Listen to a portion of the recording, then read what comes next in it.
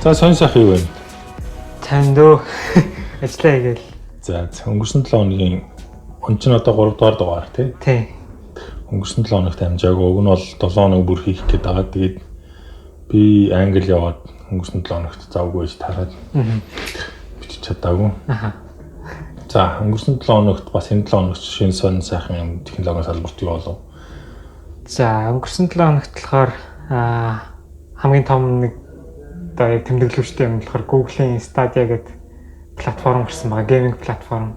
Тэгээ ерөөхдөө нөгөө нэг Steam гэдэг онлайн нэг юу гэдэг шүү дээ, тоглоомын платформ тэрнтэй адилхан. Гэхдээ илүү боловсронгуй болсон л байлгүй дээ.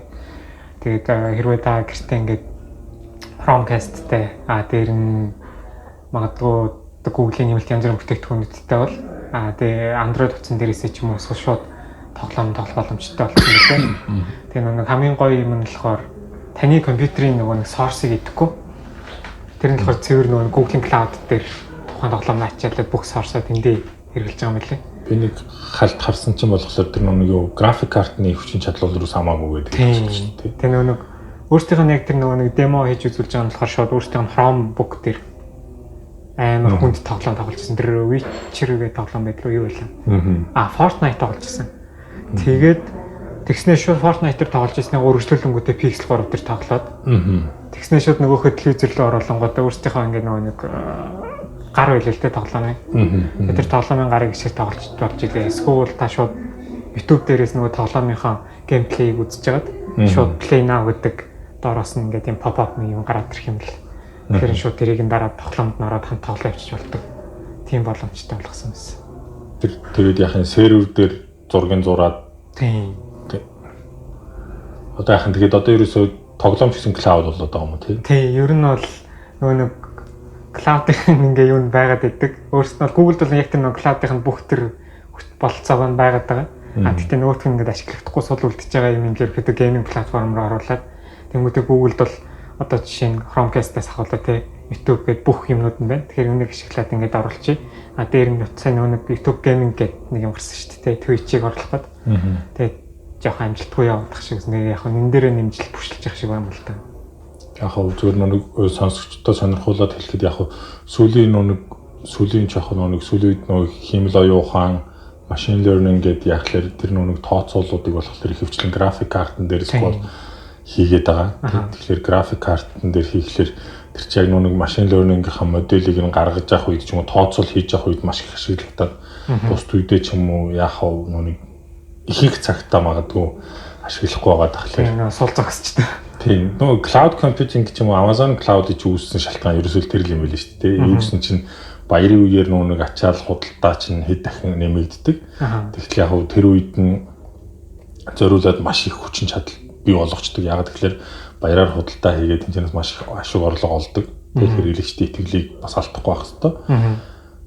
Гэтэл яг хөглөр жирийн үед ерөөсөө юу гэдгийг тэр чинь ингээл талаас нь их хувь нь ерөөсөө огт ашиглагдахгүй байгаа байхгүй. Тэгвэл нь Amazon-ийнхан чинь тэгвэл энийг яах юм хүмүүс түрээслүүлээд ашиглуулвал яах юм болох юм болохгүй юм. Тэгээд ерөнхийд нь яг хөглөр одоо Amazon-ы cloud чинь яг тэгж анх ихсэн л түүхтэй юм лээ л дээ. Тэгэхээр бас Google бол яг тэрийг нь дагаад нөхдүүд бол одоо нэг үеийн химэл оюун ухаан машин learning дээр бол маш их хүч хаяад тэрийг ингээд маш хөрөнгө зараад тий. Миний хувьд болохоор яг сүүлийн өнгөрсөн 7 хоногт энэ 7 хоногт мэдээ энэ төр ер нь баг унших маш зав багтай байсан. Тэгээд UCM-наас гэх юм бол за нөгөө Nginx гэдэг нэг компани байсан. Тэрийг F5 гэдэг компани төр чинь 2 хоногийн өмнө л баг тий худалдаад авчихсан $670 сая гэж байгаа шүү дээ. Nginx чинь одоо юу гэдэг веб сервер Apache-гийн хооронд гарч ирсэн. Миний хувьд болохоор бүр юу гэдэг нойлын хийдчихүүлээд documentation site нь орос хэл дээр зөвхөн байдаг. Англи хэл дээр байдгүй багт анх UCM-д зориулж ашиглаж ирсэн. Тэгээ худалдаад авчлаа гэхлээр нь бас их гайхсан. Бас нэг өөр нэг юм нь болохоор өмнөх подкастуудад яриад байсан хэвчлэн Swift 5 хувилбар гарсан байлээ. За. Тийм. Тэгэхээр одоо үгийн дараа Swift 5 тэгээ iOS 12-ийн 12.2 тий одоо нэг macOS 10.11-ийн 4 билүү хэдүүлээд чинь өчигдөр шинэ апдейтууд гарсан тий. Тэрэн дээр чинь болохоор яг хөглөр Swift өөрөө дотор нь хамт агуулгадаад ирж байгаа. Swift дээр хийсэн програмууд одоо жижиг тэр платформуд тэр хөлбөрүүдэд зориулж хийвэл арай жижиг хэмжээтэй эсвэл илүү хурдан ажиллана гэсэн үг. Гэтэ мэдээж Swift 5 ашиглаж байгаа тохиолдолд баг тийм. Apple event-ийг үзнэ үү? Apple event яг бүтэн бол үзээгүй хальтгаал харсан. Тэгээ ер нь бол бас юуны араас л явж байгаа шиг үлээ. Ер нь стриминг үйлчилгээний араас л явж байгаа шиг үлээ. Энэ нэг TV Plus гэдэг Netflix шоустэй нэг яг амар олон телевизэд хийхээр тохиролцсон юмсан. Энэ нэг Arcade гэдэг бас тоглоомын гейминг платформын юм ийцэн лээ. Тийм. Тэгээ News Plus үстэй. Apple News Plus. Бас subscription based тий. Гэтэ яг зүгээр юу гэдэг сайн нэг айгүй олон нэг өвтөйхэн боломж гараад гадагш явж байгаа шүү дээ. Тэнгүүд яг хөглөр тэнцээ ингээд танилцуулж байгаа ихэнх юм бид нэг сонирн болгоол аваад үзчихэж байгаа шүү дээ. Тэнгүүд яг бид нарт ихэнх нь ингээд нэг жишээ нь үгдгийн ойлгомж үйл юм билээ л дээ. Одоо хамгийн энгийнээр ихэд Apple Pay бол үнэхээр амьдралыг хөнгөвчүүлж ингэж тэгж гэдэг. Тэгтэл бид нар яг Монголд байгаа хүмүүс чинь нийтээр бол тэрийг хэрэглэх боломж байхгүй тий. Ер нь яг ямар давуу талтай юм бэ гэдгийг ингээд чинь байхгүй л байгаа шүү дээ. Сайн ингээл Москвад байна, Лондонд байна. Тэгэл явхлаар чинь ерөөсөө contactless payment гэдэг бол ерөөсөө хаасаагүй орсон. Тэгээ метронд суухдаа ер нь ямар ч юмны төлбөр төлөхлөөр шууд утсан уншуулаад бас тэгэл Apple байна уу, iOS, Apple утас байна уу, Samsung, Android байна уу юу нэг хамаахгүй ба тэгэл уншуулчих. Бас картноос contactless болсон байна тий. Тэгэл ерөөсөө гэл хүргээл авах төдийд төлбөр нь төлөгдчихэд байгаа. Бүр хаас айгүй хамгийн гол нь бүр хаас айгүй. Тэгээ гэтэл өнөөдөр яг бид нар чинь нэг талаас ингээ харахаар за бид миний хувьд болохоор за болоод байна да бид нар чинь ер нь бол нэг технологиос хоцрогдоогүй байна да гэж би бодоод явсан байна. Яг очсон чинь бас айгүй хоцрогдчих. Ер нь бол яг төлбөр тооцооны тал дээр бол нэлээд хоцрогдчих. Тэгээ метронд суугаад бид нар чинь үгдийн Лондонгийн метронд суух гээд явж байгаад нөө метроны төлбөрийн картууд Oyster гэдэг карт. Тэгэл тэрийг манад дүү мартцаал хэрэгсээ гарч шүү дээ. Тэгэнгүүт чи iPhone утастай тэгэл iPhone-о шууд тун гэж уншуулаа шууд метронд суугаад орохтон шулгаал ингээл явчих жоохгүй юу. Ямар ч асуудал байгаа байхгүй тэр чинь тий. Гэтэл тэгэл би болохоор чинь нөө нэг асуудалтай юм нөө нэг карта хаана ийснэ мартчих юм аа. Тэгээ амар олон карматай гүржнэ карма өмнөдний карма цамцны карма хаана. Тэгээ сүүлдээ эхлээд нэг хэсэг мөнгөнд жагаад.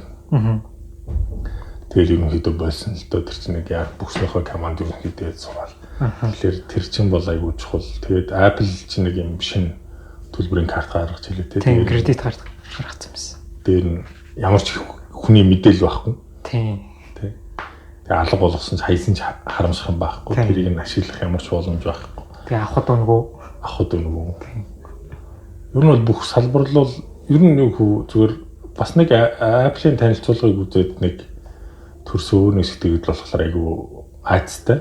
Яг тэгэхээр Apple шиг ингээд нэг маш том экосистем хамарж байгаа компани бүх салбар руу орж байгаа байхгүй чинь. Тэгээ одоо бол юу гэдэг Goldman Sachs-тай нийлээд банкнуудтай өрсөлдөөд эхэлж байна те. Тэгээ Goldman Sachs болохоор маш том давуу талыг гаргаж өгч байгаа байхгүй. Тэгэл одоо юу гэдэг тэрбум iPhone хэрэглэгч одоо жишээ нь зах зээл дээр байна гэж яриад байна шүү дээ. Тэгэхээр чинь тэгэл тэрбум хэрэглэгчийг карттай болгох. Тэр хүмүүст үйлчлэх гэдэг чинь бол маш том зах зээл байна. Тэрэнд яаж хүрэх вэ гэхээр зөвхөн Apple-аар дамжуулж хүрэх байхгүй. Тэгэхээр Apple-тай хин найзлах юм. Apple-тай хин дайсгах вэ гэдгээс шалтгаалаад маш олон юм зах зээл дээр байж байгаа энэ өмсөлдөн ч юм уу гэдэг юм те капитализм гэдэг юм дээр нөлөөллүүд гарч ирээд байна. Дээрээс нь яг том компаниуд ингээд салбарт ороод байна шүү дээ. Жишээ нь одоо юу гэдэг Apple-ийг ингээд харах юм бол тодорхой нэг салбарыг ингээд нэг тодорхой хэмжээнд хөгжөөд тэг боловсрохыг хүлээж агаад гайгүй боловсроод хүмүүс хэрэглээд эхлэнгүүт нь орчиж байгаа байхгүй. Жишээ нь Spotify бол music streaming гэдгийг чинь ингээл анханаас нь авахлаа санаачлаад боожуулаад яг хүмүүс мөнгө төлөөл хэрэгэлдэг болоод эхэлж итлэн Apple Music гаргаж ирээд мөнгнөөс нь хамчиж штэ те бас амар богино хугацаанд калсим маягийг гаргаж ирсэн. Тэгэнгүүт ч одоо юу гэдэг Netflix гэдэг нөхдүүд чинь юм те HBO, Hulu ч юм нөхдүүд чинь видео стриминг гэж юу вэ гэж бас ингээл боожуулаад хэрэглэгчтэй ингээл нөгөөдөл одоо л нэг саяхан бас нэг юмнууд харж ирсэн чинь яг хөө телевиз үзэлттэй стриминг үзэлт ч илүү нэг бас нэлээд дөхөв ойролцоо төвшөнд очлоо байлдаг гэж шүү дээ. Тэр чинь бол айгүй том хугарлын цаг болчихж байгаа. Яг энэ үед нь болохоор Apple TV Plus гэх нэг шинэ юм гаргаж ирж original content хийгээл хийж байгаа юм л да. Тэгэхээр одоо юу гэдгийг амжилттай болох үгүйг нь бол мэдэхгүй. Гэтэ ийм том компаниуд салбар руу ордог тий. Том компаниудтай хамтарсан түншс нь илүү хөгждөг. Бусд нь хохирдог нэг тийм амар тэнцвэртэй биш юм шиг санагдаад байна. Нөгөө талаас нь ингээ харахаар жишээ нь за юу гэдгийг сая юу гэдгийг Facebook дээр байж хахад технологи улсуудад ойрох явж хахад яригдчихсэн нэг сэдв болохоор том компаниуд бол үргэлж амжилттай явахгүй юм байна. Google бол одоо хичнээн бүтээгдэхүүн ээж хаав гэдэг. Яг тэр сэдв нь болохоор сая нөгөө Google-ийн inbox-оос гарч байгаа юм л тээ. Inbox гэдэг одоо яг л надад хэрэгтэй өстө хүн болгоны хайртай дуртай нэг бүтээгдэхүүн байсан чи аачлаа гэл. Тэнцээ байсан баг бүхэн гомдолж байгаа жишээ нь тээ. Тэгээ сая нааша явж байхад бас уншиж байхад Google чинь бас нэг юу гэдгийг Netflix-тэй өрсөлдөхөөр стратеги боловсруулж ирсэн. Тэрнээс ерөнхийдөө буцаж ах шиг байна. Гэсэн дотоод мэдээлэл задарсан байлээ. Тэгээд тэр нь яг үнэхээр Netflix-тэй өрсөлдөх гээд те өөрсдийн гэсэн контент бүтээх гэдээсэн. Тэрнийгээ бодлоосоо буцаж ингэсэн. Тэр үнэхээр болох юм уу? Мэдгүй тэрийг бас одоо юу гэдэг харах хэрэгтэй болчихж байгаа. Миний хувьд болохоор юу гэдэг сонин сайхан гэвэл юм л юм. Тэгээд чиний өнөөдөр сонгосон сэдв юу юм? Би өнөөдөр TypeScript ярихаар сонгосон байна. Би бол React Native ярина. За, TypeScript-ийн тухай ярьцгаая. За, TypeScript бол ерөөдөө нэг JavaScript-ийг зориулсан superset гэдэг байгаа. Тэгээ яг нэг өөрөө болохоор compile-даг. Тэгээд анх гарч ирсэн түүхийг нь би яг нэг мэддэг байж байгаа. Тэгээ подкастн дээр үлээж жоохон судалсан л та. Тэгсэн чинь ингээ нэг 2010 онд Microsoft-ийн анх нэг SharePoint гэдэг project эхлүүлсэн юм л дээ. Тэгээ SharePoint яг яадаг гэхээр нэг интернет орчинд web-based Microsoft Office-ийн одоо нэг бүтээгдэхүүнүүдийг ажиллах боломжтой болгосон тийм төсөл юм билээ. Тэгээд Office 365 гэдэг шүү дээ. Тэрийг ерөөхдөө шууд интернетээр яг web-based ажиллах боломжтой болгосон. Тэгээд яг нэг тодорхой хэмжээний ингээ баг гаргаад тэгээ нэг баахан веб хөгжүүлэгчтэй авчирж ирээ. Дээр нь яг нэг офисын ажилтныг оруулж ирээ. За ингээ та нар ингээ энэ SharePoint-ийн төсөл дээр ажиллах хэрэгтэй байна гэд. Тэгсэн чинь нэг инээдтэй юм шиг асуудал нь офисын ажилд орж ирсэн ээ. Бид нар JavaScript мэдгүй гэсэн. Тэгээд JavaScript чинь ингээ ийм хэмжээнд ингээ JavaScript чинь бичиж чадахгүй. Бид нар мэдгүй байх чинь зарим баг тал нь чинь ингээ бүр JavaScript чинь ерөөсөө мэдгүй тийм хүмүүс ингээд. Тэгээд амар олон tool хийж туршсан юм билээ. Тэгээ амар олон tool хийж туршаад ингээ явсаар хагаад 2012 онд ерөөхдөө TypeScript гарч ирсэн. Яг нэг аль биесээр танилцуулагдаад. Тэгээ нэг бас яг энэ нэг open source болох уу гэдэг дээр амар их асуудалтай байж байгаад бүр ингээ явсараад амар том удирдлагын хэмжээнд яригдчихсэн нөгөөх нь open source болсон юм билээ л дээ. Тэгэл TypeScript гараад ирсэн чинь нөгөө Office ажилчид болохоор нэг C# дээр ч юм уу те юун дээр яг Office-ийн програмуудыг бичдэг байсан хүмүүс болохоор яг TypeScript л хэлбэр болоод эхэлсэн. Тэгээд JavaScript ч юм бол мэдээж өөрөө нэг динамик хэлжтэй те ингээд яг ямар төвшөнд нь энэ хувьсгчийг ингэж нэг тийм юуж байхгүй явж байгаад яг өөрөө нэг execute хийх үедээ яг нөгөө юугаа шалгаж хувьсгчийн төрөл мөрлөг шалгадаг байсан. Тэгтэл нөгөө C# mark дээр ч юм уу яг Java дээр бичээд нөгөө сурцсан хүмүүс болохоор яг нөгөө JavaScript бичихээр тэр юм дээр нэрөөсөө тасч өгөхгүй. Тэгээд тийм төлөв хийсэн мэлээ. Яг анх нөгөө их нь хийсэн гарч ирсэн түүх нь бол ийм учиртай мөлий. За тэгээд ерөөхдөө нэг анх болохоор TypeScript-ийг compile хийхдээ JavaScript дээр компайлерыг хийсэн байсан юм билээ. Тэгээд сүүлд нь TypeScript дээр бичээд тэгээд TypeScript дээр бичсэн компайлерыг TypeScript руугаа JavaScript руу компайлддаг гэсэн тийм юу хийсэн байсан. Програмчлалын хувьд болохоор ч нэг тэр чинь юу гэдэг self hosting гэж нэрлэдэг байх шүү лээ. Self hosting хийнэ гэдэг нь өөр айгүй том алхам юм шиг үлээ л дээ одоо шиг. Тэр бол амар их цаг авсан л гэдэг. Тийм тэр нэг Go-ийг би уншижсэн чинь Go гарч ирээл явж байгаа Go нь өөрөө Go дээр бичигдсэн байлээ шүү дээ.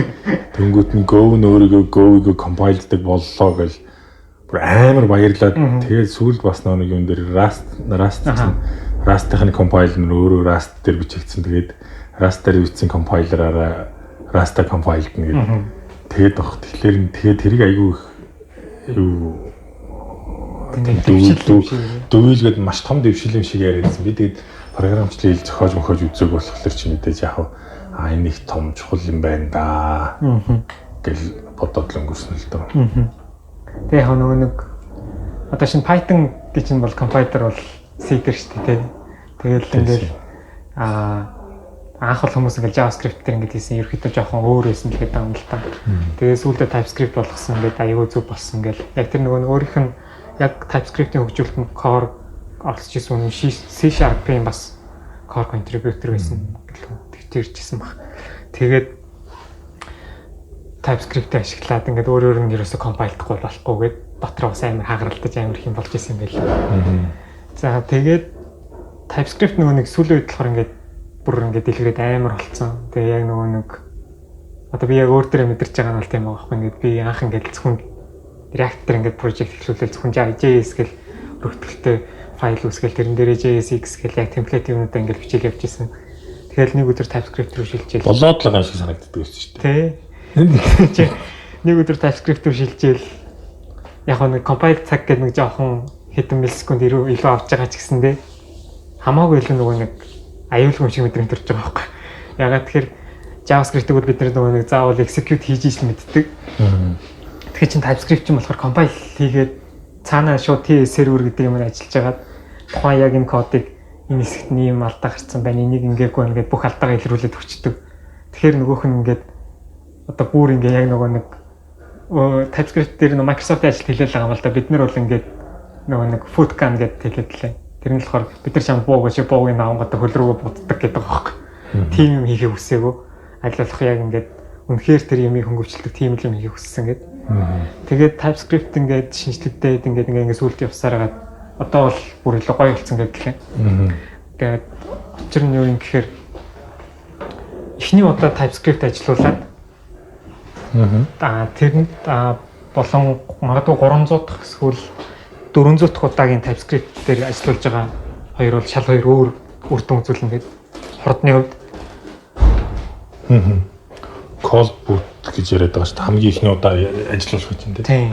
Тэгэл тэрнээс хойшоо бол яг нөгөө нэг энэ төрлөө гэдэг юм аа бүгдийн TypeScript-ийн тэр компайлер дээр шууд өөрөө ингээд мэдчихэж байгаа. TypeScript 3 дээр тэгж юм орж ирлээ. Хэд дээр орж ирлээ?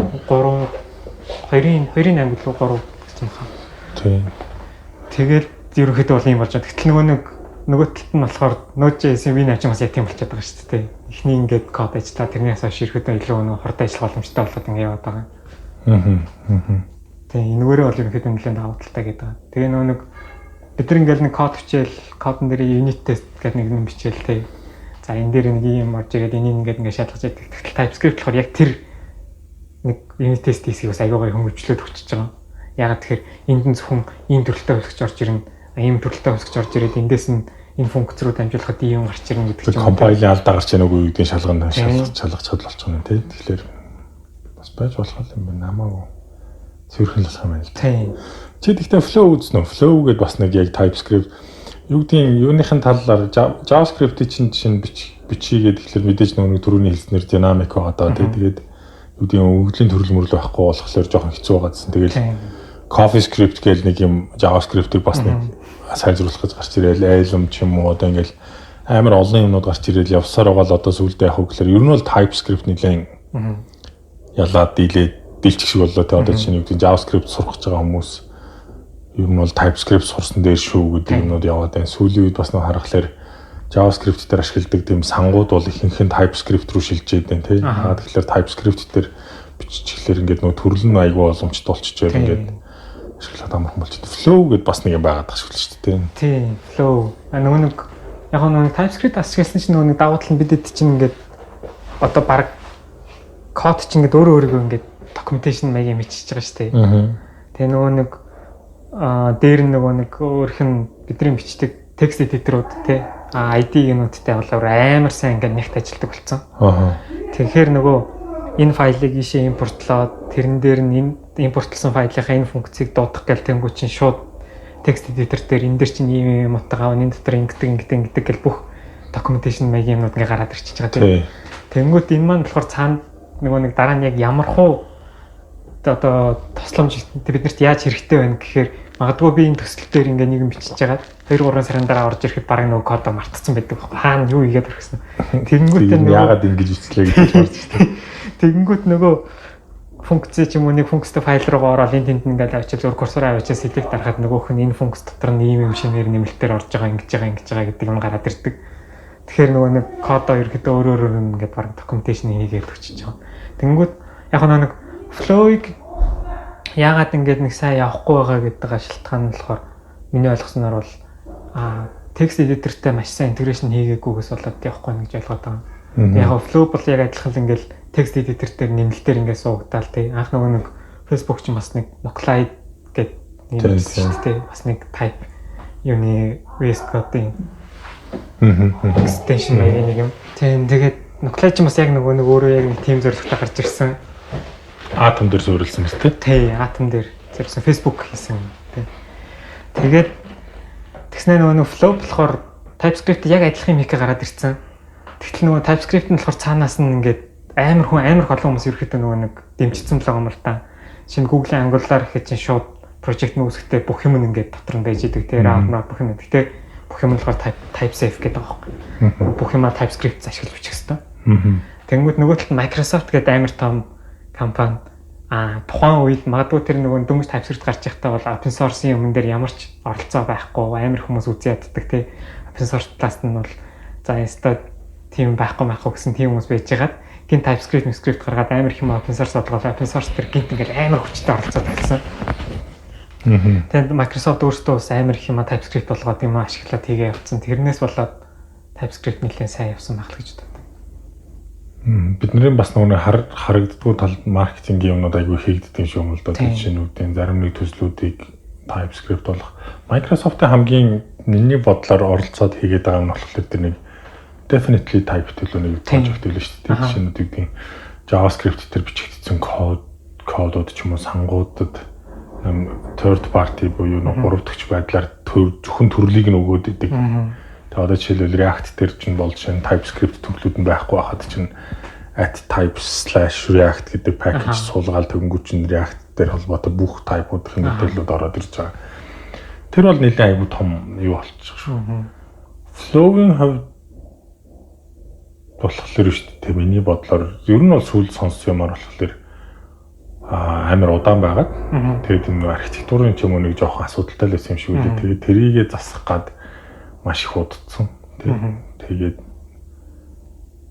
тэр хооронд нь одоо юу гэдгийг тэрийгэ засцсныхаа дараа нүг интеграшн илүүдтэй юм одоо хийх гэж сайжруулах гад нэлээд утцсан юм шиг л хэлээ л дээ. Тэгээд тэр хооронд нь TypeScript илүү хүч авчлаа гэх. Тэгээд бас нэг асуудалтай нэг юм нь болохоор ер нь үгдийн програм хангамжууд ингээ харахаар ямар зорилгоор яаж хийгдэж байгаа вэ? Яг үндсэн хөгжүүлэлт нь хаана явж байгаа вэ гэдгээс шалтгаалаад төслүүд өөр байх шиг байна. Одоо үгдийн за flow болохоор чинь за Facebook зөвхөн дотроо зориулж дотоод TypeScript шиг байдлаар эхэлсэн төсөл байхгүй тий. Тэгэнгүүт их хвчлэн яг хөглөөр дотооддоо ажиллаж ивэл гадаадх нь өнөөдрийн гадаад талд нь Facebook-ээс гадна байгаа хүмүүсийг ерөнхийдөө хайхахгүй байгаа жоохон гомдооц юм шиг байхгүй одоо жишээ нь тий юу гэдэг тэр хүмүүсийн сэтгэл идэж уншихлаар тийм шүү дээ. Flow минийх дээр ажиллахаа болоод ийшүү үсгээд хичнээн удаад ахч ерөөсөө засахгүй байна тий. Гэт тий ийм хурдан удаан байна гэд ингээд байна тий. Эсвэл ийм алдаагийн засгаа pull request үүсгэчээд ахад тэрийг нийлүүлэхгүй юм ч юм уу тийм гомдлууд айгүй их байгаад тах шиг байсан.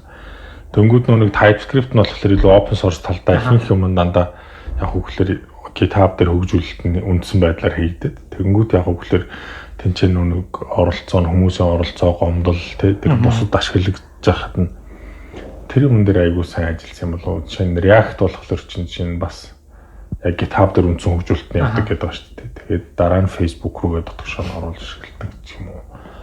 Тэгэхээр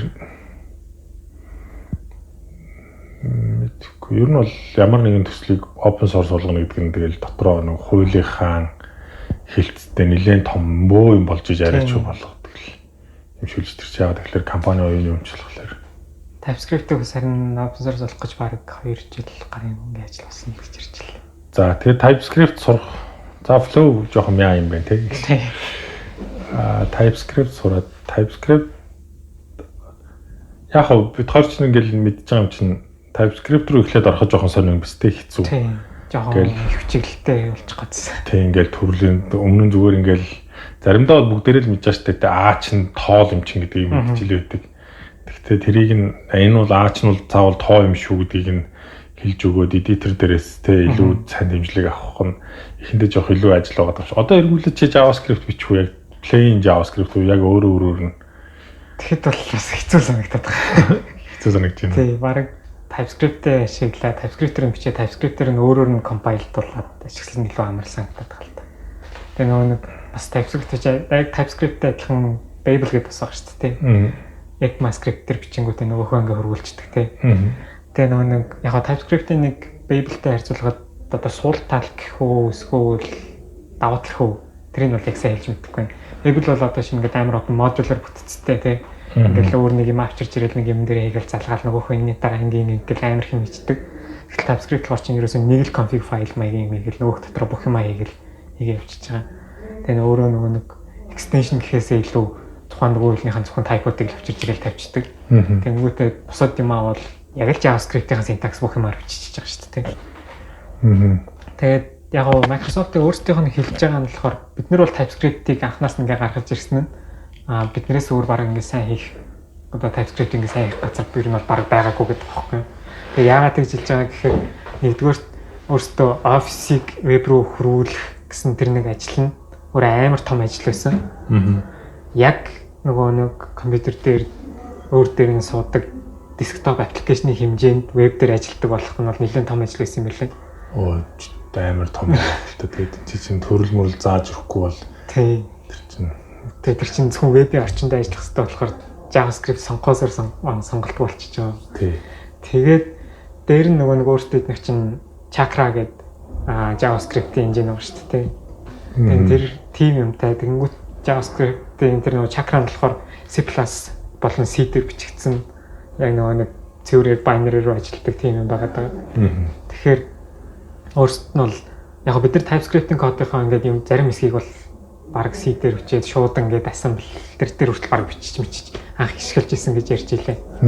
Тэгээд ерөөхдөө зарим байдлаараа нөгөө нэг хурдан ч юм уу тэр нөгөө нэг цаана TS сервер яг яаж хурдан ажиллаж байгаа эсвүүдийг юу нахаа авах бол тэгж ашиглаж исэн гэж ярьж исэн. Тэгээд бид нэр ингээд бас тийм гэсэн байгаа байх. Тийм байгаа л. Тэгээ нөгөө нэг бид нэр ингээд хажууд нь JavaScript ажиллуулах engine байна бид нарт те. Тэр бол ингээд closed source байсан тэр юм байж байгаа ингээд юм болсон гэл.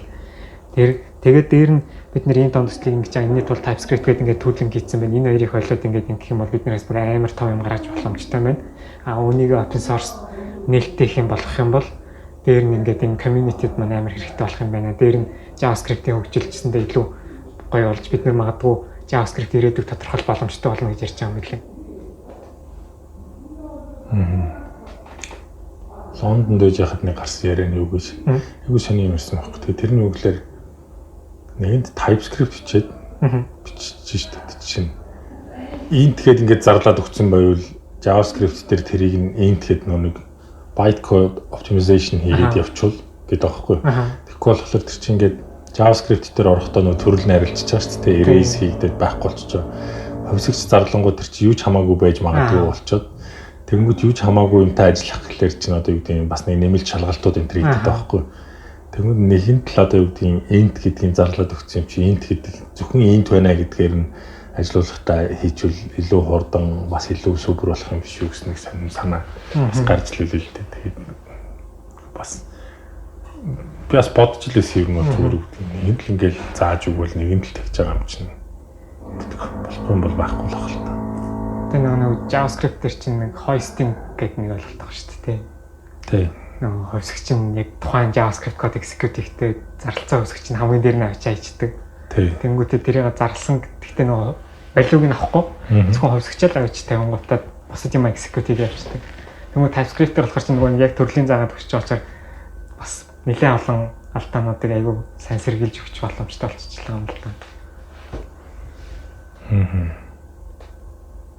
Ер нь бол JavaScript сурж байгаа сурах гэж байгаа эсвэл сурцсан чаддаг улсууд бол ер нь бол миний чинийхаар ер нь бол тэгэл хурдхан шиг TypeScript руу шилжээчээл гэдэг юм. Тий. TypeSafe код бол бүр яалч нөгөө нэг дараа нэг харахад сайг гой санагдаад байгаа юм л та.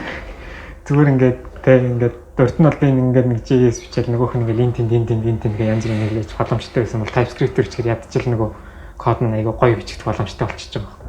Тэгэхээр нөгөө дараа нь ингээд кодоо харсан чисэн магадгүй танай төсөл төр шинэ хүн орж ирэхэд эсвэл тухайн төслөө ингээд төр зур хаяад өөр төсөл хийж яагаад нөгөө төслөөр буцаж орж ирэхэд бол TypeScript бол бүр ингээд амар тийм тостай төхөмтэй тий тухайн кодыг чи ингээд эргээ санаахад айгүй амар болж чаддаг.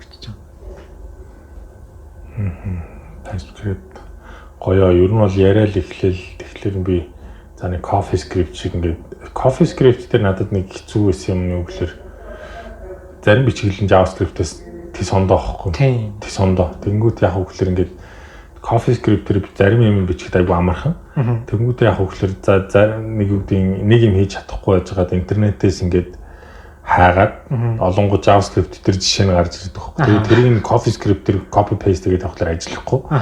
Заавал нь CoffeeScript байдал руу шилжүүлэх хэрэгтэй байгаа гэдэг. Тэнгүүд яг үгээр CoffeeScript сурахад надад асуудалтай юм. CoffeeScript-ээр сураад дээрэс нь тэр бичгэлсэн яг JavaScript дээр хувирхлаар яаж болж хувирх юм бэ гэдгийг бас ахаад давхар сурна гэхлээр аюу мэддэг байж бичих хэрэгтэй болчихсон. Тийм. Тэгэхээр TypeScript болохоор яг ер нь бол зүгээр л төрөл нэмж байгаагаас бусдаараа бол нэг тийм ялгаатай юм байхгүй гэдэг нь айгүй том давуу тал бусдын зүйл шиг надад санагдаад байна шин. Тэгээд шинэ хэл сурахгүй байгаа. Тийм. Тэгээ нөгөө нэг тэр чинь ингээд яг хүмүүс бол тэгдэл юм л нөгөө нэг бүх юмыг нэг удирдлагандаа байлгах дуртай гэж ярьд юм лээ. Тэгээ тэр нь яг яаж байгаа юм гэхээр би энэ функц нэг одоо энд бол ингээд функц ирэх хэвээр. Гэхдээ функцийнхаа би TypeScript-ээр функц нь ингээ юу авах хэвээр. Энэ ямар функц байх хэвээр. Ямар аргумент авах хэвээр. Дээр нь утга нь болохоор ийм төрөлтэй утга уцаах хэвээр гэдэг юм заагаад өгчдөг. Тэгэхээр энэ функц руу дахиж өөр юм хийж дамжуулж болохгүй гэдэг юм би ингээ мэдчихэж байгаа учраас айгүй гоё гэдэг л гэж хийх нөгөө нэг TypeScript-ийн нөгөө нэг recommend хийж байгаа хүмүүс бол тэгж ярьд юм л. Control freak-үүд гэдэг шиг. Тэгэхээр надад бол гэхдээ TypeScript таалагддаг. Жохоо ажил ихтэй. Ялангуяа React дээр ашиглаж ах чинь props-уудаад тохируулж өгөн тэгэл магадгүй нэг юуныхаа үдийн JavaScript зүгээр айгүй динамик учраас энэ төвлөг чинь нэг бол string ч үж болно, int number ч үж болно гэдэг тэрийг ингээд тохируулж өгөл. Эсвэл нөгөөд нь undefined үж болно, null үж болно гэл тэр болгоныгоо тохируулж өгөхлөөр эхэндээ жоохон залхуутай байдаг юм байна. Гэхдээ яг нэг яг чиний түрүүний хэлсэн шиг тэгэл дараа нь алдаанууд ингээд айгүй гоё юмнууд ингээд харагдаад тэгэхээр тэр нэг миний тэр нэг жоохон зарцуулсан цаг маань дараа нь айгүй амархан илүү нөхөгдөөд тий. Өөр шимэн хүртээд эхэлж байгаа. TypeScript сурцгаая. Тий. Тэгэл угаасаа хиндээ бол тэгэл бөөн улаан зураас гараад бөөн улаан зураас нь засаал эхлэхэр чинь тэгэл. Тэглаа тэр нөгөө нэг текст эдиторуудтай амар сайн ажилтдаг нь VS Code дээр бол хамгийн сайн ажиллаж байгаа. VS Code дээр сайн ажиллаж байгаа. Амар олон хүмүүс Web Storm ашигладаг байжгаад TypeScript бичиж үзээд VS Code дээр TypeScript бичиж үзэнгүүтээ Web Storm-а хаяад VS Code руу шилжсэн хүмүүс амар их байт юм лээ. Тийм үү те. Саны Web Storm дээр адилхан нөгөө нэг юу олон бол байгаа юм байл л те. Нөгөө extension нь. Гэхдээ нөгөөх нь VS Code-тай харьцуулахад айгүй муу ажилтдаг. Тэгээд VS Code ч бас өөрөө TypeScript-ээр бичигдсэн. Тэгэхээр нөгөө нэг бас native нэг тийм тэр болохоор яг зөв нэг VS Code гэж нэг юм хачин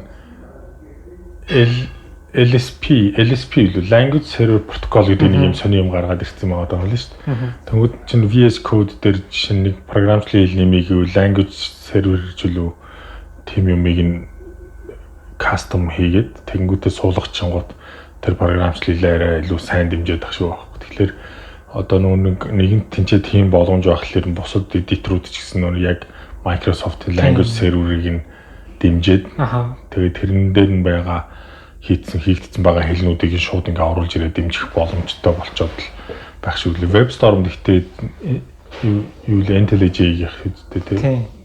Яа нэг одоо чинь VS Code дээр ингээд test server ч юм уу ингээд өөрчлөлт болгоно дээр старт хийж байгаа шүү дээ. Тэнгүүд нэг Ярьж л үү. Hot Reload гэдэг байгаа шүү дээ. JavaScript одоо чинь ялангуяа сүүлийн үед бол JavaScript application хийж байхад Hot Reload гэдэг нэг амар гоё фичер байгаа даа шүү дээ. Ингээд би өөрчлөлтийг л хадгалаа шууд шийдэл. Тэнгүүт яг тэрэн дээр бол ингээд дасцсан хүмүүст л нэг гоё юм эдитород дээр ажиллаж байгаад би код ажиллуулаад орхиод браузераа зүгээр ингээ хараа суучих болдог шүү дээ. Гэтэл нөгөө TypeScript бичих нэг гоё юм болохоор би хадгалахаас өмнө бүх албануудаа харчиж болдог. Доогоор нь бүх улаан зураснууд нь гараад энэ дээр нь төрөл нь ийм болтны юм байна гэж бүх албанууд нь гараад эхэлчихдэг. Тэнгүүд нөгөөдөлгөө зүгээр нөгөө Ctrl C-д дарахаас өмнө бүх юм засаад Ctrl Reload хийхэд бүх юм яг зүгээр ажиллаж байгаа тийм шүү дээ. Тэр нөгөө эдитор дээр тэгээ сайн интегрейт хийсэн нь бас үнэхээр их таалагдчихлаа юм л байна. За React-ийн TypeScript-ээр өөр сонирсох. 4.0 хязгаарх юм. Тийм яриа сураг байна уу? Одоо ч 3.3. Тэгээ ер нь бол roadmap нь бол гарцсан байсан. Гэхдээ би яг нөгөө нэг date-ийг яг сайн хард. Яг нөгөө нэг тий яаж харгав бол. Тийм л сайн санахгүй. Ер нь бол GitHub руу ороод харчиж болох байх. GitHub дээр. Тийм. Одоо GitHub дээр чинь номер 1 open source project ч болохоор чинь VS Code editor, хоёрдугаарх нь React Native. Бэлэн шүү дээ. Байгаа бэлэн шүү дээ. Сайн нэг тийм слайд болж харсан л та. За хоёр дахь сет руу гол стогой шилжлээ. Хоёр дахь сет руу стогой шилжлээ. VS Code, React Native.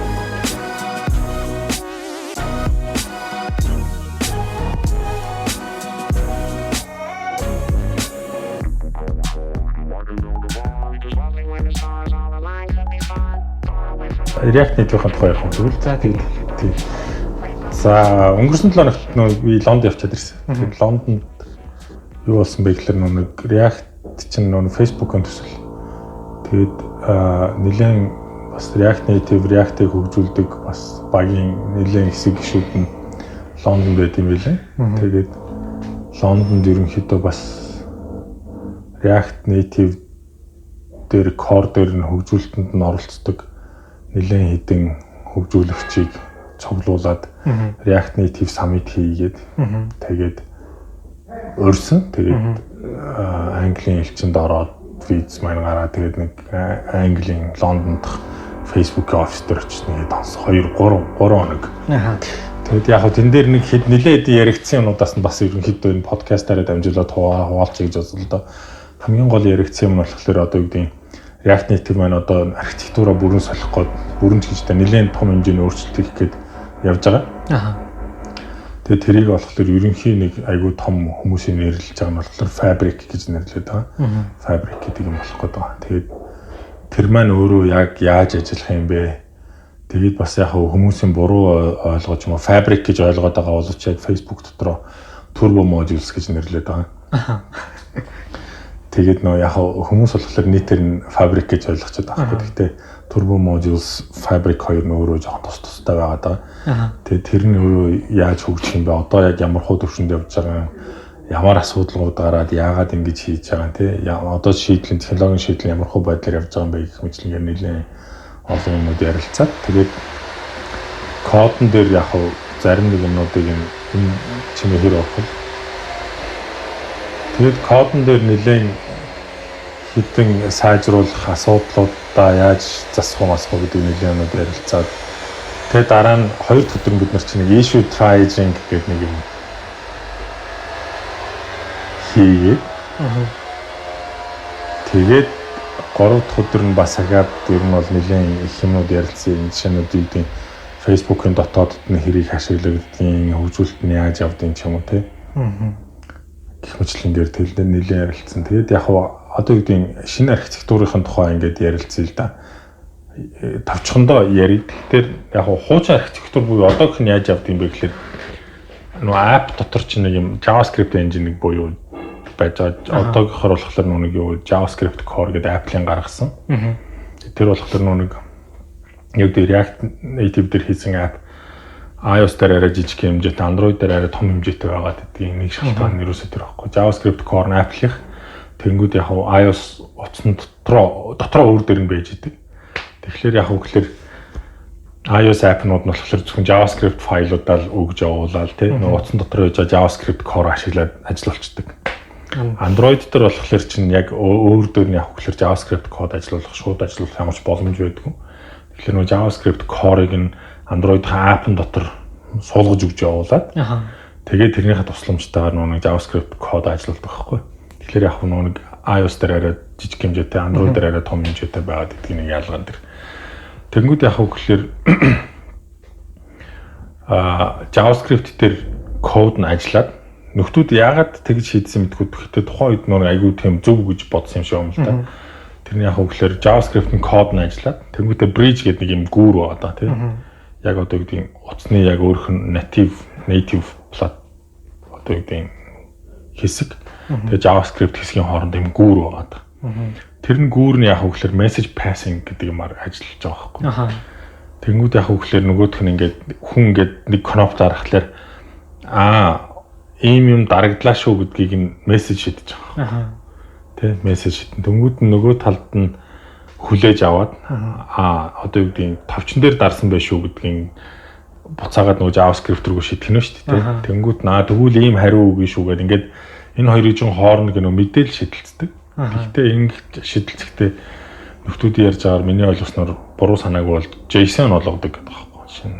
Тэ одоо ийм юм зураарай тий ийм төвшөнд ингэж зураарай гэдэг нь JSON шидэнгүүт нөгөөт ингээд зурж мурдаг ч юм тий.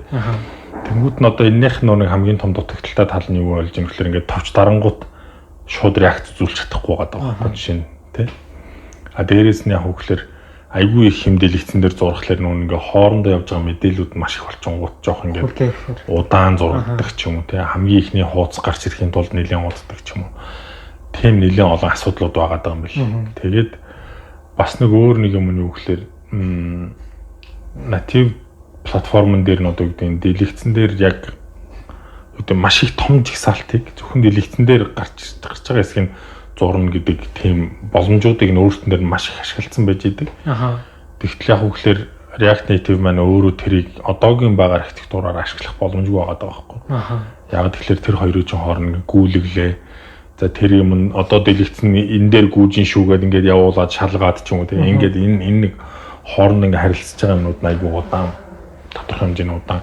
Эхлээд бол нэг тийм амар анх ингээд React Native хийж яхад бол нэг тийм амар зөв юм шиг байсан гэдэг. Тэгээ одоо болохоор жоохон буруу санагдаад байна. Тэгээ одоо шинэ архитектурын Fabric нь яаж ийм гэхээр ерөөсөө яг веб браузер шиг болчихъя гэдэг байгаа байхгүй.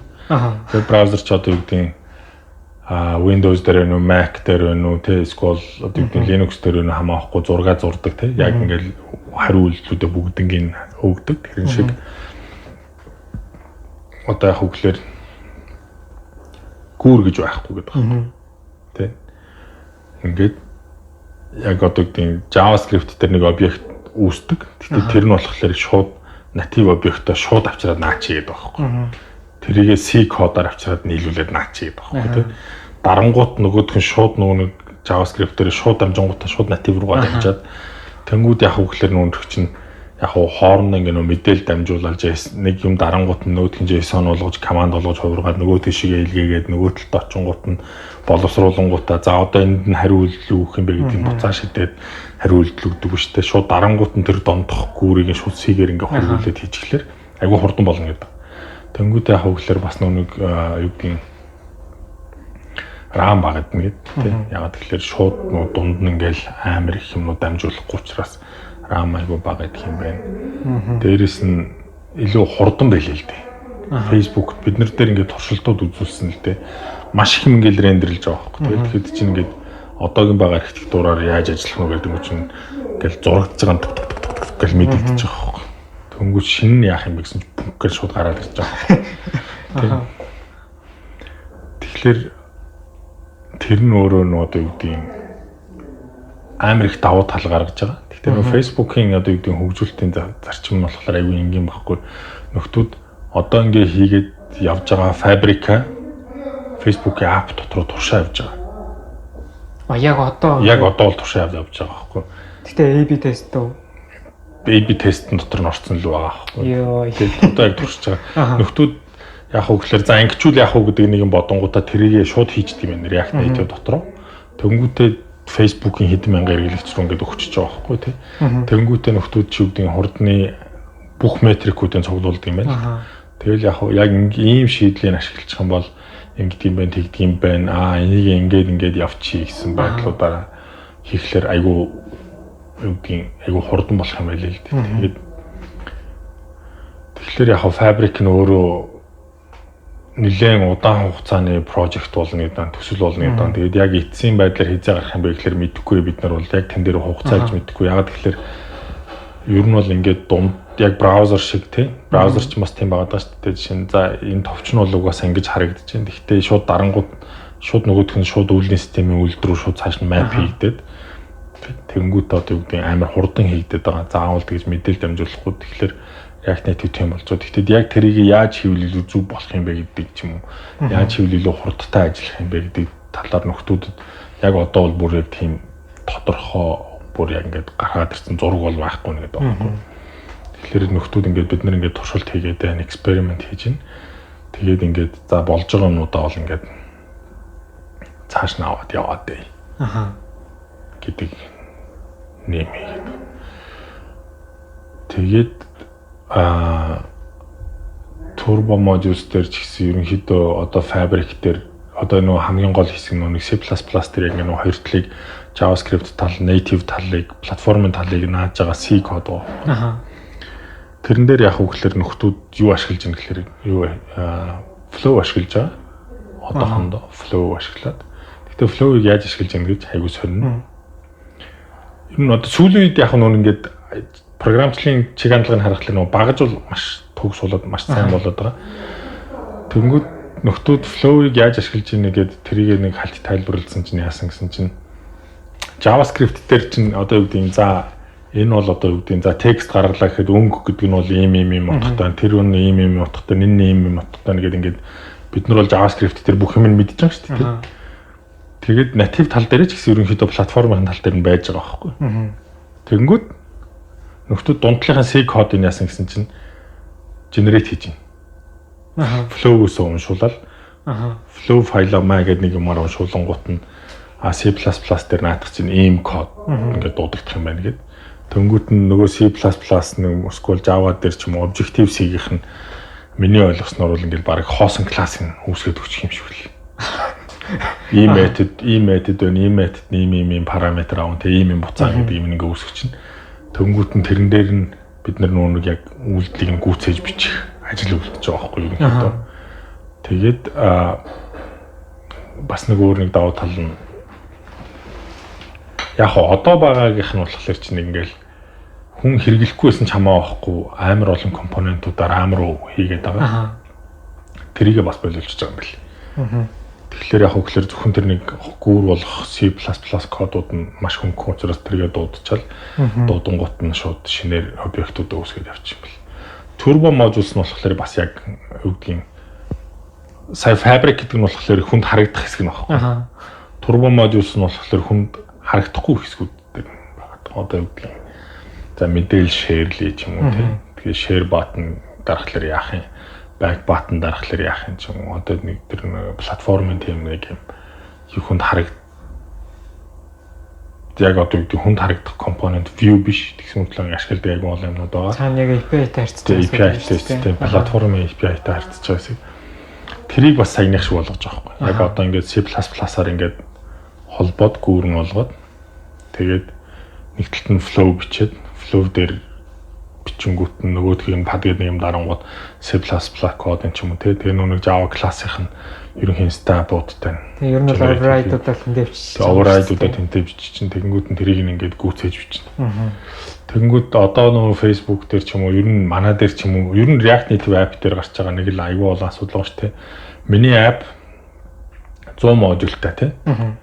Гэхдээ бүхэнд хэрэгцээтэй биш. Тэнгүүд одоо байгаа асуудал нь болохоор app нэнгүүд 100 модулаа 100-уулангийн ихрүүлж байгаа байхгүй. Тэгээ RAM дээр авчиж хийж чинь тий. Тэгээд тэрний чинь бэлтгэл ажил нэгээд одоо хичнээн чухал ордог юм тий. Тэнгүүд амар систем удаагаад байна гэж байгаа байхгүй. Шинээр нь яг хөө ихлээр ерөөсөө тэхгүй. Яг хамгийн анх эхлэх үед нь ажиллуулж эхлэх үед нь C++ код нөгөө нэг модулаа дуудаад эхлүүлээд ажиллахад бэлдээ, ажиллагаанд бэлдэнэ. Initialize хийнэ гэдэг ба шүү дээ. Тэгчнэ. Тэгээд тэр бол одоо юу гэдэг маш их юмнууд хэмнэжин гэдэг. Айгуу хурдан болчлоо. Бидний одоо дотоод ашиглаж байгаагаар бол нэлээд олон юу гэдэг миллисекундыг ингээд хэмнэчлээ тийм хүмүүс ингээд нэг ап хэрэглэх хугацаа нь айгуу багасчлаа л гэл. Тэгээд бас л яг одоогийн байдлыг авах гэхээр бүр нэг тодорхой яг хийх бэлэн болно гэсэн юм байхгүй. Одоогоор болохоор хэрвээ native view ч юм уу модуль бичгээр бол одоо байж байгаа аргаараа бичээд явахаас өөр аргагүй л гэсэн юм ярьж илээ л дээ.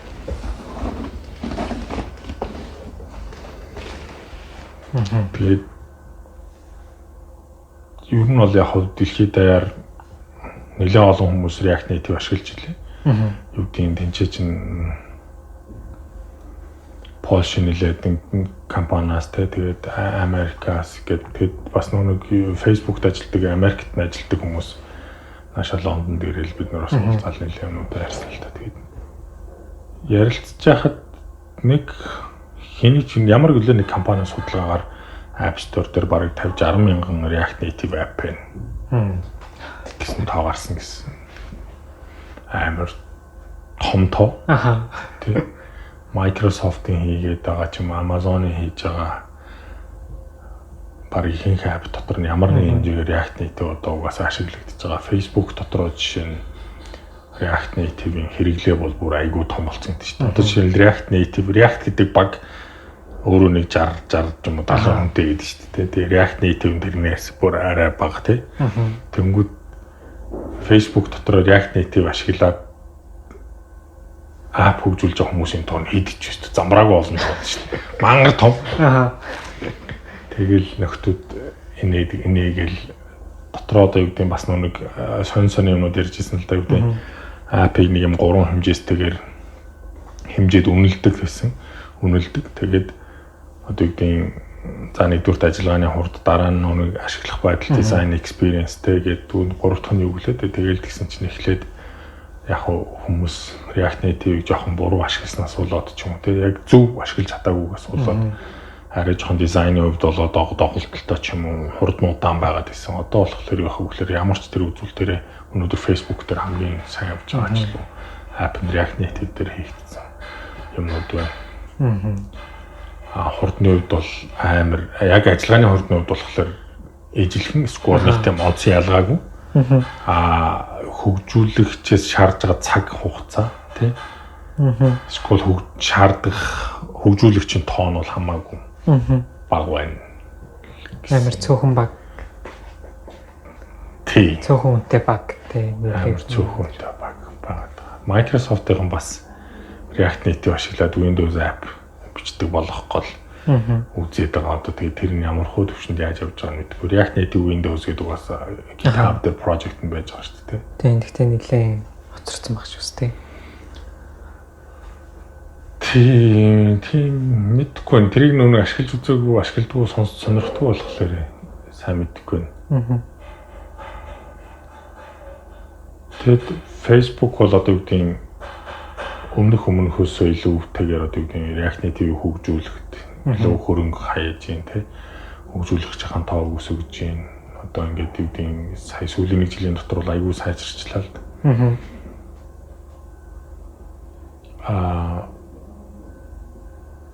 Хоёр дахь өдөр нэр issue try aging гэдэг бид нар хийсэн. Тэр нь аягүй зугаатай л байсан л да. Аягүй зугаатай гэхдээ амар хэцүү. Тэгээд яасан гэсэн чинь одоо юу гэдэг React Native дээр ингээд нээлттэй байгаа хэдэн 100 жилээ issue байсан байхгүй. Тэгээд бид нарыг 4 багт тулгууж хуваагаад бүгдээрээ 4 баг болж хуваагдаад тэгээд би нэг багийн ахлагч нь болоод арай туршлагатай нэгэд. Тэгэл тэр нөхдүүд нэг өдрийн дотор өчөж байгаа юм л да. Урд өдөр нь уулзахад чинь за issue-г яаж хуваад юм бэлээ. Ямар issue-нүүд байна гэж ярьж байсан байхгүй. Маргааш нүрээдсэн нөхөдөл чинь амар жижигхэн код бичингүүтээ бүх issue-нүүдээ авчираад гаргаж ирж гэсэн гаргаж ирэнгүүтээ 4 хуваагаад random багт хуваангуудаа randomаар ингээд issue-нүүдээ бүгд пан хуваагаа ичиж байгаа байхгүй. Тэгээд issue-нүүдээ бүгдийг хийгээд өгч байгаа юм шүү дээ. Тэгээ хин хамгийн олныг яаж хийх нь вэ? Ерөнхийдөө яг хөө гэхэлэр нэг түгээмэл гардаг нэг хитэн асуудлууд байгаа л да. Тэгээд шинэ хувилбар руугаа апдейт хийгээд энэ алдаа чинь байна уугүй үзээч те эсвэл ямар нэгэн хариу өгөөгүй их утсан учраас одоо юу гэдэг энийг чи ингээ хаалаа ч юм уу тиймэрхүү ингээд нэг баахан темплейтүүд өгсөн. Тэгээд хаасна л татчих ингээл ёо.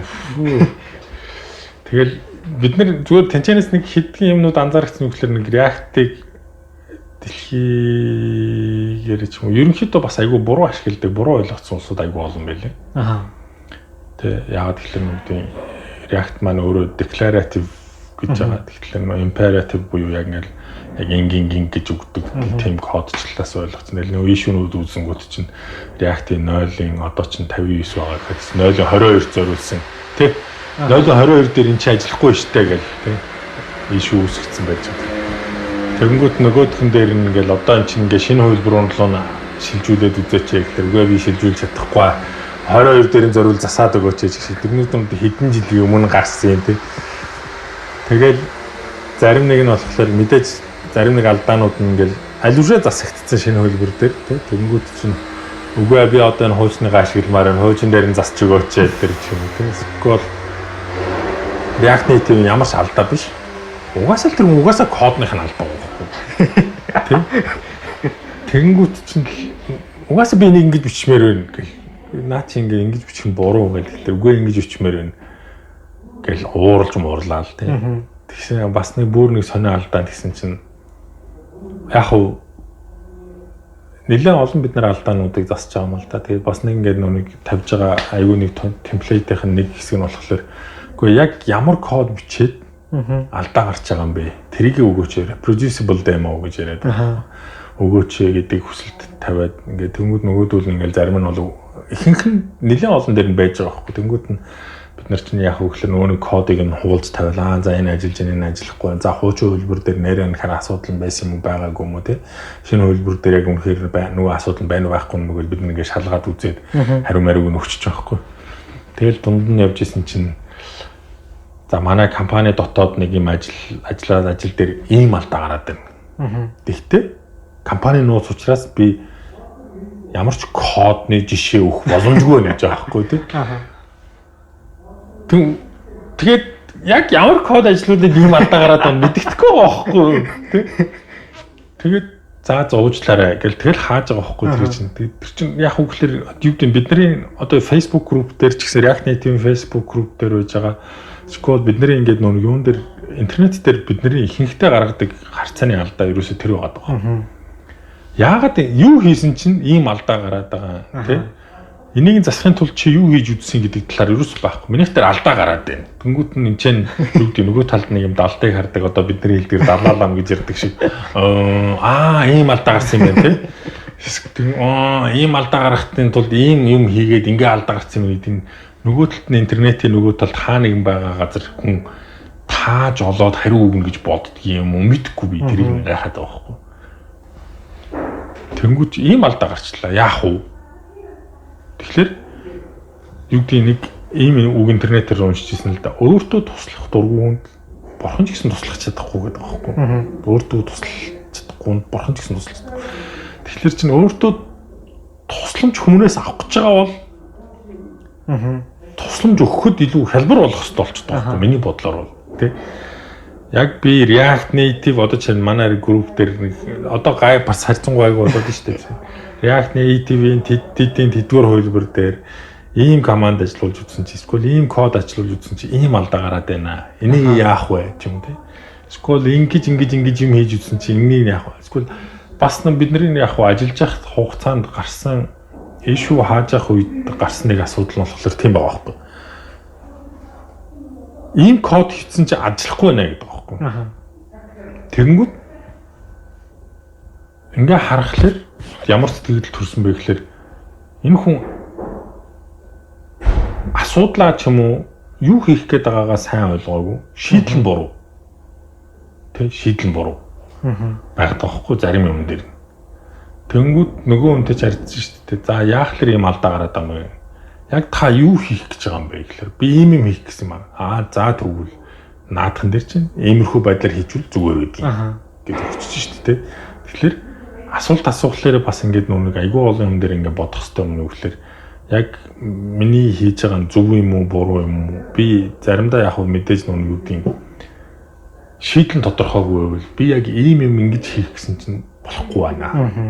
Гэт нэг асуучвал бас айгүй амар юм шиг ухах зарим юмдыг тий.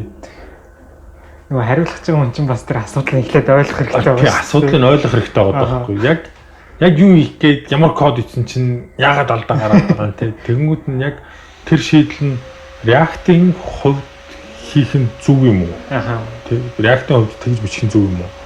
Зарим хүмүүс чинь ингээл шал байхгүй юмыг нь авчил рендер дээр нь зарим нэг код бичил тий. Рендер дээр ахаад state-ийг өөрчилдөг ч юм уу тий. Тэнгүүтээ state-ээр рендер дээр өөрчилчихлээр ахаад re-render хийгдэн. Тэнгүүт нь ахаад render дээр ахаад өөрчлөл ингээл тэр чинь infinite loop руу ч юм уу ордог ч юм уу тий. Эсвэл did mount зүг ашиглаж гин үү? Will unmount зүг ашиглаж гин үү? Will unmount ч одоо байхгүй болж байгаа шүү дээ. Тийм тэгээ will receive props ч бас байхгүй болж байгаа. Тэгэхээр get derived prop state ч юм тий.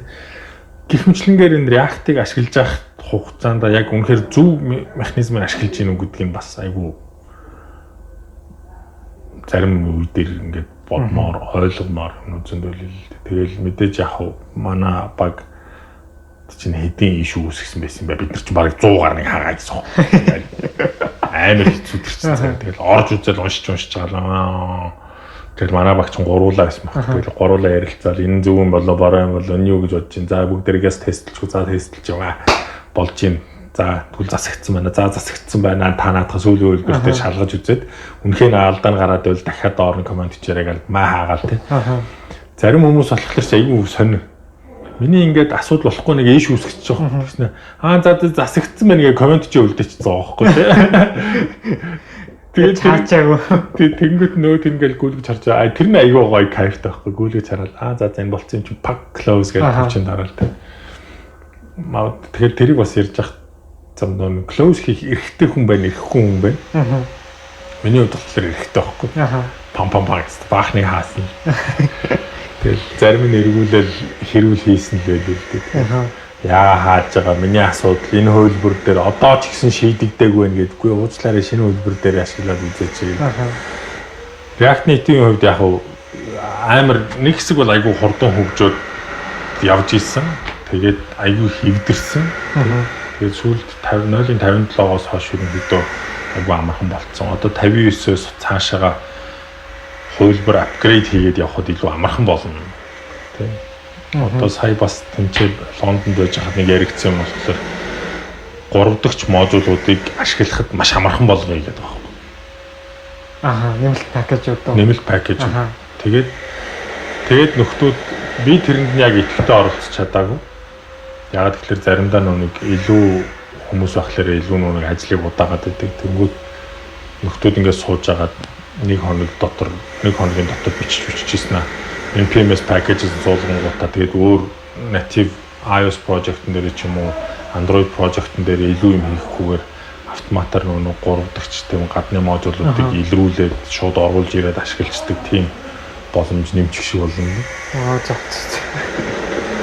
Тэгээд тэрэн дээр нэлийн олон ажлууд сая өнгөрсөн хугацаанд хийсэн байл л дээ. Би чинь сая нэг 2 дахь 3 дахь Facebook дээр байж байгаа 4 дахь 5 дахь хагас бүтэнсэн ингээд 40 өдрийн хүртэл чинь баг интернетд ороогүй. Юу бас мэддэхгүй ингээд ууслайсан чолоош фад гэдэг алга болцсон. React Native бол юу гэдэг айгүй зөв юмуд байгаа тань. Flutter-ын тоо бид нар бас ярилцсан. Тэгээд тэгтээ нэг тийм амар сүртэй ярилцаагүй л дээ. Зүгээр ямар юмнууд байна. Тэгтээ React-ийн үед ямар давуу тал байна гэхэлэр би чинь одоо юу гэдэг Flutter руу нэгч харж үзээгүй. Туршилтын project үүсгэж үзээгүй баггүй юу? Нэг л ганцхан үндсэн шалтгаан. React гэдэг мэдлэг React-ыг одоо жишээлбэл яг өнөөдрийн байдлаар за яг ингэж ашиглавал зөв шүү гэдэг ингээд нэг тодорхой дүрдэг болохын тулд бас баггүй хугацаа өнгөрүүлээ судалж штэ тий. Тэнгүүд яг энэ олдсон мэдлэгээ эргүүлээд би веб дээр ч ашиглаж болж байна. Аппликейшн дээр ч ашиглаж болж байгаа хгүй. Тэнгүүд Flutter-аар жишээлбэл Dart дээр мэдгүй веб хийж болох юм уу? Dart веб бол ер нь болно. Өөртөө нэг Dart-ийн одоо веб нь Dart дээр гэдэг. Тийм. Гэхдээ одоо React-ийг тийм амархан байх юм уу? Мэдгүй тий. React-ийг тийм том экосистем байна уу? Мэдгүй. Тэгэхээр яг үгээр миний хувьд болохоор яг ингээд нэг олоод авсан мэдлэгээ илүү олон салбарт ингээд ашиглахын тулд ашиглахлаар React нь бол миний хувьд бол өнөөдрийн байдлаар хамгийн зөв сонголт болж байгаа. Веб дээр ч ашигласан те React ашиглалаа. Redux холболоо те тэр нь mobile application дээр ч ажиллана, web дээр ч ажиллана те нөгөөдхийг нь ахичаад авчиад байхад өөр юмнууд дээр ингээд ашиглах боломжтой болж байна. Явандаа яг Windows app ч гэсэн бичих боломжтой болчихно гэдэг байгаа шүү дээ. Явандаа ч одоо ч гэсэн боломж нь байгаа юм шиг л шүү дээ. Тэгэхээр гэх мэтлэнгээр нэг ингээд олоод авсан мэдлэг айгүй олон талд ашиглах нь айгүй хэрэгцээтэй байна. Дээрээс нь яг юу гэдгийг бас нэг яригдсан сэдв нь болохоор React Native бол ингээд анх гарснаас хойш нэлээд олон жил явчлаа тийм. Тэгээд ер нь бол алдаа дутагдлууд нь бол ингээд ээлрээд тийм зарим компаниуд нь ашиглаж ийсэн анханасаа бид нар буруу ашиглаж ийсэн юм байна, буруу ойлгож ийсэн юм байна гэдээ ашиглахаа болж байна тийм. Айгүй олон компаниуд нь болохоор бид нар буруу ашиглаад байсан байна. Ингүү зөв юм байна гэдээ тэрийгэ засаад явчихж байгаа. Тэгэхээр ингээд маш их мэдлэг хөрөнгөлөгдчихлаа гэдэлээ л дээ. Яг тэгэхээр одоо улам л ингээл polish хийгдэл. Тийм polish хийгдэл ингээл улам өнгөлөгдөөл улам супер сайн болоод байгаа бодож чинь блог постуудыг чинь бүгдээр ингээл харъя л да тийм.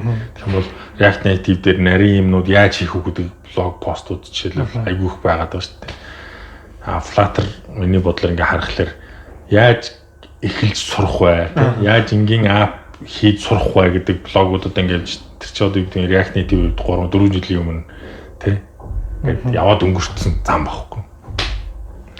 Тэгэхээр бас одоо юу гэдэг бас нөгөө нэг талаас нь Facebook-ийн биш нөгөө нэг бас бусад айгүй олон компаниас ирж байгаа нөхдүүдийн ярьж байгаа юм болохоор яг одоо л юу гэдэг getting started гэдэг юм дээр бол айгүй энгийн аппууд дээр бол гайгүй яваад ах шиг байна. Явж магадгүй юм шиг байна. Гэхдээ дунд том хэмжээний апп дээр орж ирэхлээр хэр явах юм, ямар асуудал үүсэх юм бэ тэрийг бол хэн ч мэдэхгүй.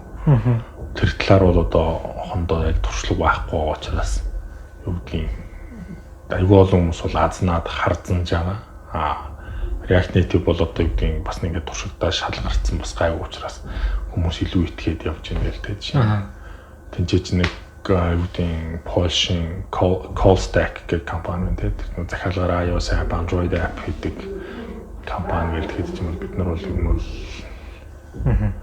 нэлээд туршлагатай болчлоо. Энэ бол юм бол гайгүй цааш дээр ирээд юм байна л гэсэн юм ярьж л. Бас дахиад нэлээд олон компани нөхдүүд байгаа л да. Тийм тэгээд React-ийн мэдлийг ингээл олоод авчихад нэг бол React Native. Гэтэ бас юу яаж нэг гэдэг React сурчнаа гэдэг нь React Native сурчнаа гэсэн үг бас биш ээ. Тэгээ React дээр сурсан мэдлэгээр React Native дээр зөв ашиглаж сурах. Тэгээ дээрээс нь iOS дээр зөв ашиглах, Android дээр зөв ашиглах гэл бас нэлээд жоохон асуудлууд өөр шийдлүүд байгаад л ах шиг үл хэлдэг. Тэгээд нэг яваад ирсэн. Тэгээд сайхан одоо юу гэдэг анх удаага л миний хувьд ч юу гэдэг девелопер байдлаараа гадагшаага яваад тэгээд ерөнхийдөө нөгөөдөл нь хүрээд ирээчгээд ураад тэгээд явж чод яг юу гэдэг хүмүүстэйгээ уулзаал нөхдүүд болохоор чи чинь одоо нэрээгээл надаас хурж ирэл асуулт зарим ээж мэдхийн зарим ээж одоо мэдэхгүй юм те. Тэгэл ингээл айгүй гоё уур амьсгал дээр Facebook-ийн офис дээр өглөөний хоолн Facebook-ийг хараа те өдрөө хоолн Facebook-ийг хараа гэл ингээд ажиллаж байгаа байж байгаа орчин тэгэл Лондон хот чинь ч өөр айгүй гоё юм бас айгүй гоё юм аа. Тэгээд юу гэдэг юм орчноо солиод ажиллаад айгүй их таалагддаг. 3 хоногийн дараа ингээл дуусахад бол маш их ядарсан байсан. Яг үннийг хэлэхэд те маш их мэдээллүүд ингээд авсан. Тэр issue triaging дээр бол ингээл 100 issue-нуудыг хүмүүс тулгуурсан асуудлуудыг ингээл уншаал ойлгохыг хичээгээл те тэнд нь яаж тусуулж болох вэ гэж бодоод тэгэл ажиллахад бол нэлээд ядарсан. Тэгэл 3 дахь өдөр нь бол яг ингээл нэр үүдээс хойш 3-4 үед бол зүгээр ингээл ширээний хард ингээд суугаад байжсан. Вкл толгой тохиол. Бараг унтхай шахсан л да. Тэгэл тиймэрхүү байдалтай. Тэгэхээр React Native би бол ер нь яг зүгээр ирээдүйн чиг хандлага нь болохоор аль болох native code баг бичихгүй гэдэг хандлагатай болоод ах шиг үлээ. Яагаад тэгэхээр яг нэг код бичээд тэгээд тэр нь аль алин дээр нь ажиллаж байна. Тэгээд хурдны хувьд бол нэг тийм амар муу бол биш байгаа. Яг одоогийнхороо ч гэсэн муу бол биш. Бараг зарим тохиолдолд илүү байгаа. Тэгэхээр тэрийг ингээд ашиглаад илүү нэг юм уян хатан гоё кодод бичээд яваад тий. тий. Тэгээд ялгаатай юмнууд дээр нь ялгаатай юмыг яг native дээр нь бичээд явчих гээл тий. Жишээ нь өмнө нь бол тэнцэн бас нэг хэлжсэн хідэн компаниуд болохоор өмнө нь бол Android-ийн 3 инженер, iOS-ийн 3 инженер ч юм уу тий. Ингээд баяжгаад app хийгээд тусад нь хийгдээд тусад нь хөгжүүлэлт нь хийгдээл тий. Тэгэл нэг нэгдийн шинэ хувилбар нь гарахлаар нөгөөх нь ингээл хоорондоо зөрөлдөөл өгдөгсэн бол одоо яг хөвглөөр нийтдээ бараг ингээд үгдийн 3 4 хүний багтай тий нэг iOS-ын дээр инженер нэг Android инженер хоёр React-ийн инженер ч юм уу тий UI developer ч юм front-end developer гэл тэгэл нөгөөх нь ингээд бичдэг. Тэгэхээр ядаж ингээд хүний нөөцийн хувьд бол аюу баг байгаад байна. Гэхдээ яг хөвглөөр нэг буруу ойлгосон юмнууд засч ойлгох хэрэгтэй юмнууд тэр нэг сайн туршлагуудыг зүг ашиглах гэл. Одоо нэг hook гэдэг юмыг л нэг амар сайн ашиглал уншаал хэрэглээд явчмаар байна. Сая нүг 0.59 дээр орсон.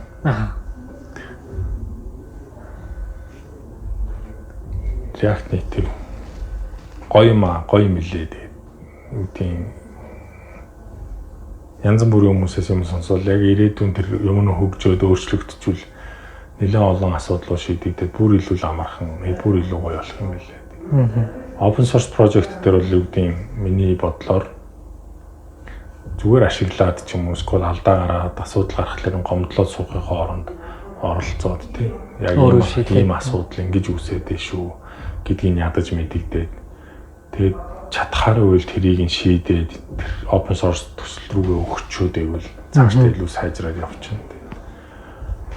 Гэх мэтлэнгээр ингээ боломжуудтай тэгэл Facebook-ийн нэлээд олон инженерүүдтэй бас өмнө нь одоо юу гэдэг миний хувьд бол яг тэгж авч үзээгүй шүү дээ. Тэгэл гадагшаа очоод нөхдүүдтэй уулзаад бол аль үшээний таньдаг те яг тэгэхээр интернет дээр ингээл бид нар хоорондоо баг байнгын харилцаатай байсан. Тэгээ юу байна сайн уу стан хотоо яг ингээ биеэр уулзаж анхдаа танилцаад үнэхээр сайхан байна гэх амар тийм гоё юм байлээ л дээ өөрмөцтэй харахлаар ингээд таньдаг юм шиг гүүч юм шиг тэгэл яриад уулзаа суухлаар нөгөө нэг танил нөгөө интернетээр байнг өвчлөлтдөг нь хараад уулзахлаар мэдээж яг шал өөр танихгүй царай л угаад хийсэн. Тэр хвчлэнгээр яг интернетээр ингээд хүмүүстэй танилцал гадагшаага гараад л хүмүүстэй хамтарч ажиллаад ядаж харилцааны соёл нэлээд сайжруулах бол. React Native гоё байна. Манай групп ч одоо 600 гишүүнтэй болцсон л шүү дээ.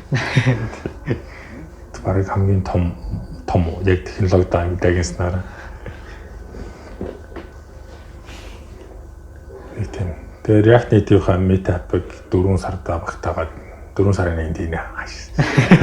Адресс 4 сард багтаагаад нэг хийгээд тэгээд React Native-ийн аюу гой стикерүүд авчирсан. Тэгээд meetup-ыг зохион байгуулахад тусалсан, дэмжсэн, оролцсон тийм ч одоо группийн хөгжүүлэхэд одоо үүдийн мэдээллээсээ илүү сайхан хуваалцаад